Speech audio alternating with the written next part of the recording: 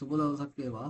අද අපි බලමු eShop web application එකේ advanced search එක කොහොමද process වෙන්නේ වගේම ඒ process එක වෙන්නේ වගේම pagination කොහොමද මේක handle කරගෙන තියෙන්නේ කියලා.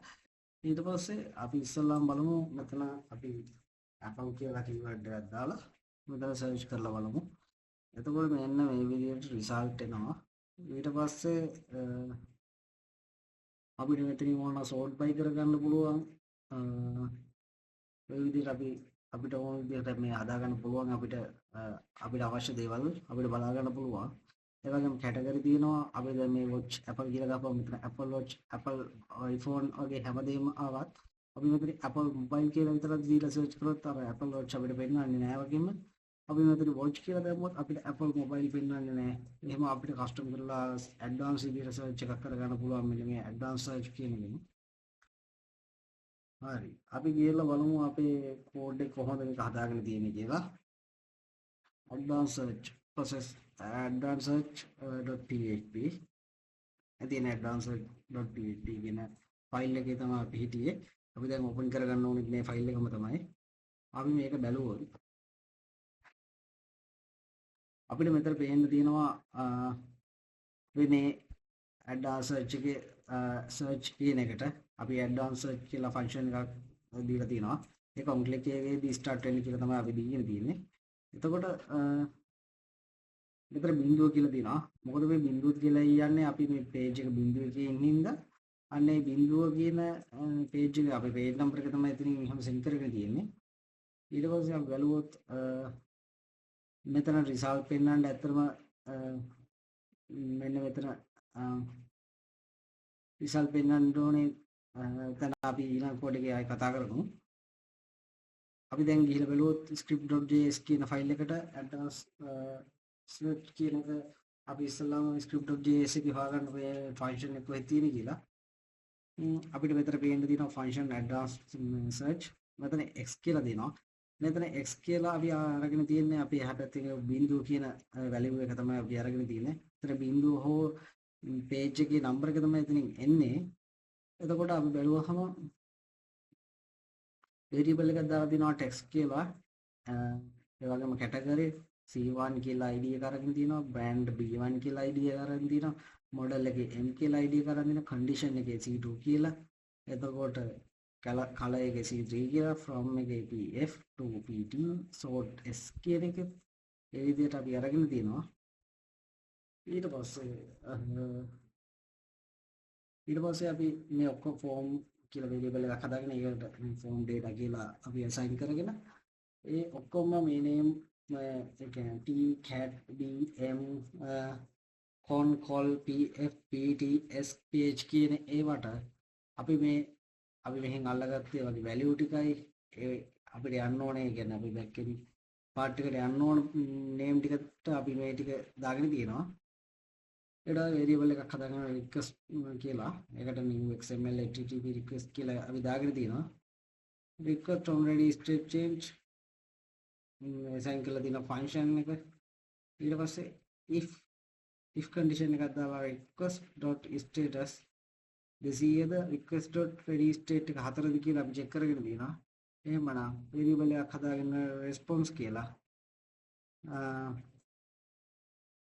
ඒකට අපි response text එක අපි එහෙම දාගෙන තියෙනවා.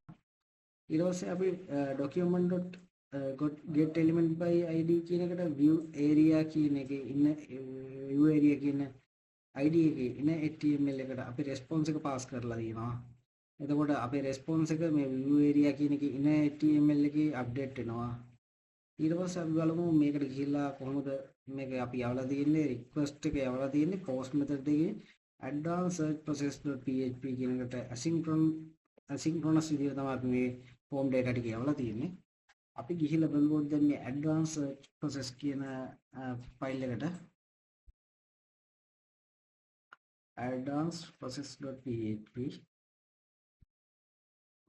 advanced process.php කියන ෆයිල් එකට ගිහිල්ලා බලුවාම අපිට මුලින්ම පේන්න තියෙනවා අපි connection file එක include කරගෙන තියෙනවා. ඒ වගේම search කරපු එහා පැත්තෙන් ආපු name ඔක්කොම මෙන්න මේ වගේ variable වලට අපි assign කරගෙන තියෙනවා. query කියලා variable එකක් හදාගෙන අපි ඒකට දාගෙන select all from product කියන table එකේ select ඔක්කොම ටික මේ query එකට දාගෙන දිනවා. status එකට assign කරගෙන තියෙන අපි බිඳුව කියලා. ඊට පස්සේ අපි බලනවා if condition එකක් දාලා sort කියන එක බිඳුවද කියලා. එහෙම බිඳුව නම් ඊට පස්සේ අපි if එකක් දාගෙන search text එක empty නැද්ද කියලා අපි check කරගෙන දිනවා. එහෙම empty නැත්නම් query කියන එකට add වෙන්න මෙන්න මේ text එක කියලා අපි දාගෙන තියෙනවා අපව. ඊට පස්සේ reassign වෙනවා. එතකොට මේ status කියන එක කියලා අපි දාගෙන තියෙනවා. ඒ වගේමයි query කියන එකට category බිඳුව නෙවෙයි නම් සහ status එක බිඳුව නම් query කියන එකට මේක ආපහු reassign වෙන්න කියලා මේ SQL මේ code line එක අපි එකතු කරගෙන තියෙනවා. එයා category එකේ category cat ID එකක් තියෙනවාද කියලා බලනවා. මේ category අපි අරගෙන ඉපු category එකට සමාන. එහෙම නැතිනම් category එක බිඳුව නෙවෙයි නම් සහ status එක බිඳුව නෙවෙයි නම් මෙන්න මේ n කියලා අපි දාගෙන ඒකට category cat ID category කියන එක අපි දාගෙන තියෙනවා. ඒ වෙන්නේ මෙන්න මේ search text එකට සහ මේ ඔක්කොම ටික අපි මේ SQL code වලින් තමයි මෙතනින් යන්නේ. SQL code කිසිම අවුලක් නැතුව අපිට set වෙන්න ඕනේ නේද තමයි අපි මෙහෙම condition දාලා අපි check කරගෙන තියෙන්නේ. ඊට පස්සේ PID කියලා variable එකක් හදලා දෙනවා. ඒකට බිඳුව කියලා අපි assign කරගෙන තියෙනවා. ඊට පස්සේ if condition එකක් දාලා brand එක බිඳුව නැවේද කියලා බලලා දෙනවා. model එක බිඳුව නම් මේ විදිහට අපි model has brand ID ඒ විදිහට අපි query එකක් දාලා search query එකක් දාලා අපි මේ model has brand number කියන එක number of rows ටික බලලා තියෙනවා. ඊට පස්සේ ওই විදිහට ඒකෙත් ඒ විදිහටම එක එක condition දාගෙන අපි check කරගෙන තියෙනවා. පල්ලෙහාට ගියාට පස්සේ අපිට පේන්න තියෙනවා sort run වෙලා නම් මෙන්න මේ විදිහට if condition එකක් දාගෙන අපි check කරගෙන තියෙනවා. ඊට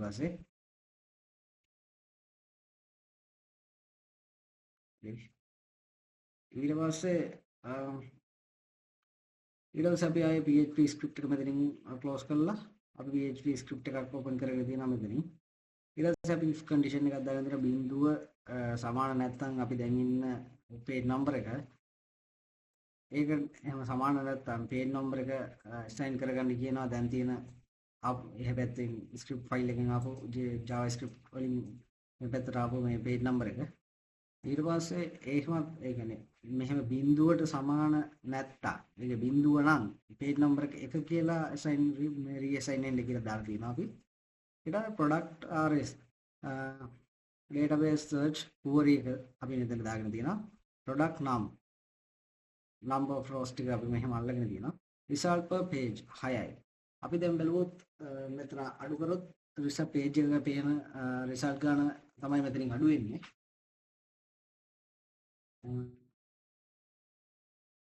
හරි.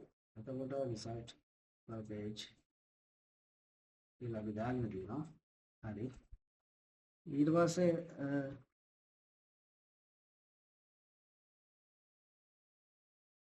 අපි ඊට පස්සේ බලමු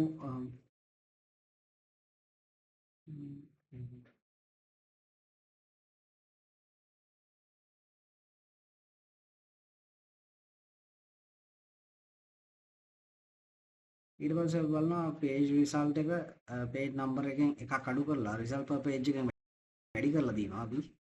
ඊට පස්සේ selected rs කියලා variable එකක් හදාගෙන ඒ search query එකක් දාලා දෙනවා. query එක limit කරන්න offset page ගානෙන් බෙදලා ඒ කියන්නේ page number එකට ගන්න දැන් 5 page එකක 6යිනේ තියෙනවනේ. පළවෙනි page එකේ 6 නම් දෙවෙනි page එකෙත් 6යි.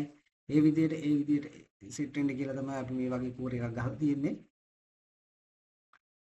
එතකොට selected නම් කියලා මේ variable එකක් අපි දාගෙන දිනවා. ඒකට select r number of rows selected ඒ වගේ number of rows ටික අපි අරගෙන දිනවා. ඊට for loop එකක් දාගෙන දිනවා. අපි ෆෝල්ඩර් එකක් දාගෙන select x කියන එකට බිංදුව assign කරලා x එකට වැඩිය selection number එක වැඩි නම් x එකක් එකතු වෙන්න කියලා අපි දාගෙන තියෙනවා. ඊට පස්සේ selected data fetches off කරගෙන තියෙනවා selected data ටික ඔක්කොම data ටික. ඊට පස්සේ අපි div එකක් දාගෙන අපි හදාගෙන තියෙනවා කාඩ් ටික ඒ div එක ඇතුලේ අපේ result එක දෙන්න ඕන කාඩ් ටික. ඊට පස්සේ මෙන්න මේ ටික තමයි ඊට පස්සේ අර පැත්තට ඉන HTML වලින් අප්ඩේට් වෙන්නේ. ඒ ආයෙන රිසල්ට් එක තමයි ඉන HTML වලින් මෙන්න මේ විදිහට මේ අපි කියලා සර්ච් කරොත් මේ විදිහට අප්ඩේට් වෙන්නේ. ඒ පැත්තෙන් එන රිසල්ට් එක තමයි. ඔය විදිහට තමයි අද ඇඩ්වාන්ස් සර්ච් එක අපි කතා කරේ.